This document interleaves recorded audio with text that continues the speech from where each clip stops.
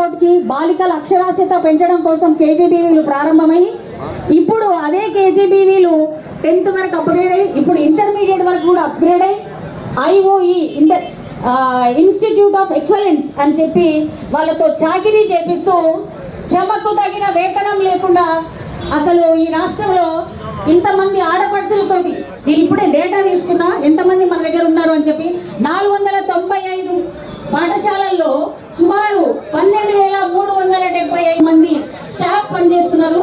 1,38,600 మంది విద్యార్థుల భవిష్యత్తుని అనుకుంటుంది తెలంగాణ ప్రభుత్వం అని చెప్పి నేను ఇక్కడ అడుగుతున్నాను. పీజీఆర్టీ వేతనం 29,000.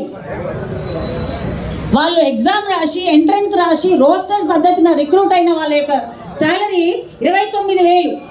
ఎస్ఓలు ఇటు 10th క్లాస్ డీల్ చేస్తున్నారు, అటు ఇంటర్మీడియట్ డీల్ చేస్తున్నారు. వాళ్ళ జీతం 32,500. అదే సిఆర్టీల వేతనం 26,000. ఇంత శ్రమ దోపిడి ఆడపడుచుల యొక్క సంక్షేమానికి కట్టుబడి ఉంటారని చెప్పిన తెలంగాణ ముఖ్యమంత్రి గారు అసలు ఏ సమస్యలు లేవు మీకు అన్న తెలంగాణ ముఖ్యమంత్రి గారు 26,000 ఒక జీతమా? 26,000 పనిచేయాలా?